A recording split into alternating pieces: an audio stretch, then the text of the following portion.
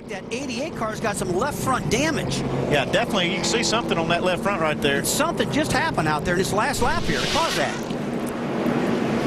Watch on the caution lap. Denny Hamlin in the 20. Ooh, whoa.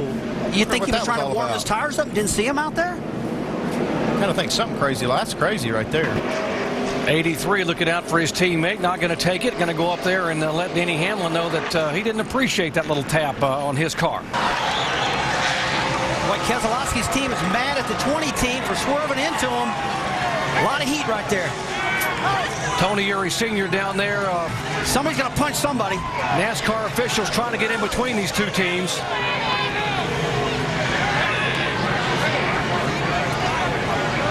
I'm guessing that contact on the racetrack was not accidental.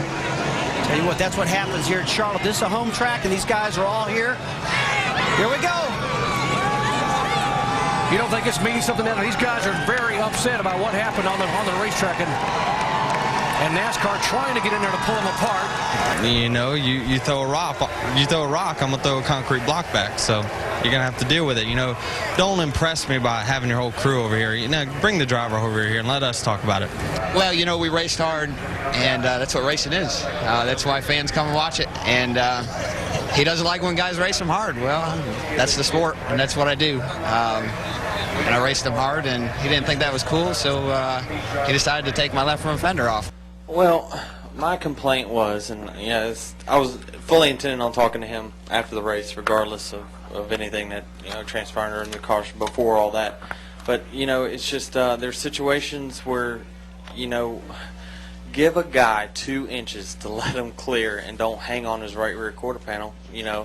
Because it's they get frustrated. Then the guys get pissed off. Then they're going to race you hard, and it just. I said at the end of that race, I want to do whatever it takes to make that 88's job the hardest to get around me. I race 1 day a week. I don't race twice a week.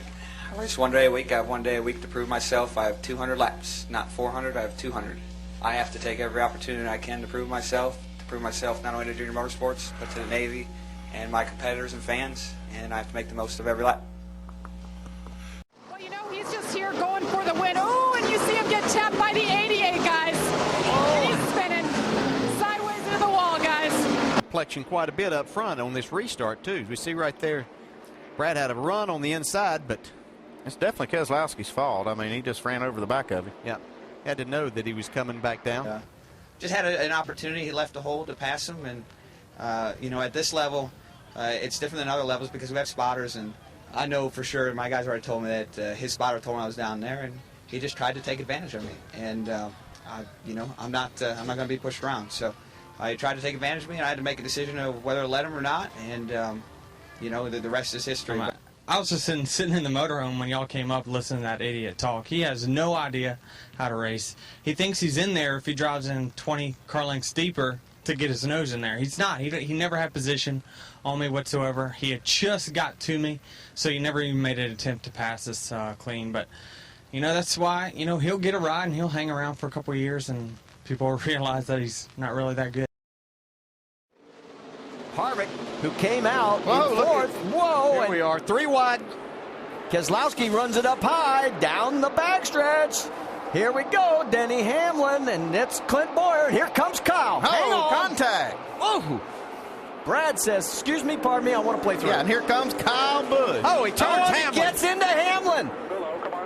Look out. Remember, these guys have history from before, and he keeps it off the wall. Yeah, and I don't think Denny Hamlin's going to be too happy about this right here. No. He got hit going into turn 3, which is really a no-no in a driver's mind. See here now, they're really racing hard. Kyle Busch passes both of these cars now. That's definitely contact from that 88 car, Brad Keselowski, in the left rear, Denny Hamlin. There you can see where Bliss gets hit. Kenseth does a great job of wowing it down enough to avoid getting tagged right there. And everybody else slides by. I don't know, on the last restart there, from what I could tell, Denny got in the back of me and pushed me up the track, and I was going to return the favor, and when he did it to me, I saved it, and when I did to him, he didn't save it. So we just got in a pushing match. I don't know, I don't really hold any grudges. I don't know why he wanted to do that, but whatever, it's just the way racing is, I guess. with the history between the two of you and what we saw today, how long does something like this continue? It doesn't to me. I was over it. I'm focused on running the 88 Dream Motorsports car and trying to run up front and chase down Carl and try to finish second in points. I haven't put any thought into it, and apparently he has. Brad seeming to indicate that he's over it, and he think you kind of started it today. Denny, what do you have to say? You know, I can sit here and bash him for the next 20 seconds or so and give you all a bunch of sound bites and everything. But I'm just happy I signed up for next week's nationwide race. And, you know, in turn, you know, there's a lot of guys that owe him. There's a lot of guys that have a lot of chips that they're going to cash in. I'm just going to be the first of the pay window. You think that NASCAR needs to get involved with Brad now at this point? No, I'll take care of him. It's no biggie. I got him. All right, Denny Hamlin. Jeff Burton, that There car you is go. coming along. Keselowski's around. Whoa. Right off the front bumper of Denny Hamlin. Keselowski goes around. Okay, well, he didn't get it done good enough.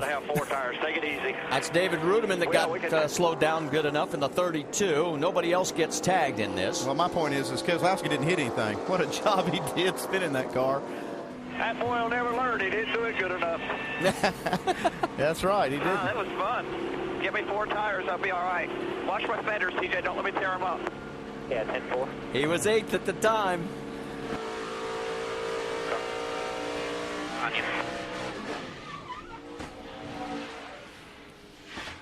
Hold the brake. Just hold the brake. You got some cars going. Let it roll, let it roll, let it roll. And we have just found out that Denny Hamlin is going to get black flagged and held 1 lap for aggressive driving. So it is going to cost him a chance at possibly winning this race.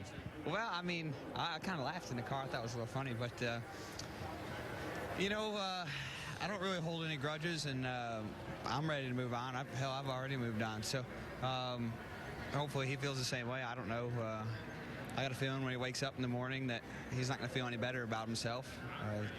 He's got a lot of problems and on and off the racetrack, and I don't think spinning me is going to make him happy. So that's just my take on it, and I moved on. I'm okay. I'm not going to go out and wreck him or anything like that.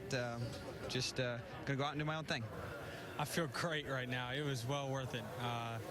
You know, his son was bad at that point, and you know, I'll use that as my catalyst or excuse. But the fact is, I wasn't going to give him an inch, and you know, I thought after I went down pit road, I'd won the race. I've never seen so many crews applaud and give the thumbs up on the way by. It just shows you all the cars that he's torn up in the past. I mean, you have to listen to the stands. I've never seen so many applause and everything in my entire life. And you know, I think it's just everyone understands in this sport that it's a self-policing sport. NASCAR did what they had to do. They, you know, on something deliberate like that, they got to penalize me. There's no doubt about it. So, you know, I wasn't mad about that at all. We just, you know, my objective today was try to win the race first and take care of him second. And, you know, yeah, it's going to be other days we're going to be racing, and he's still going to think about it when I'm in his rearview mirror, because obviously, you know, the scales are tipped a little bit more in my favor, but still tipped a little bit too much.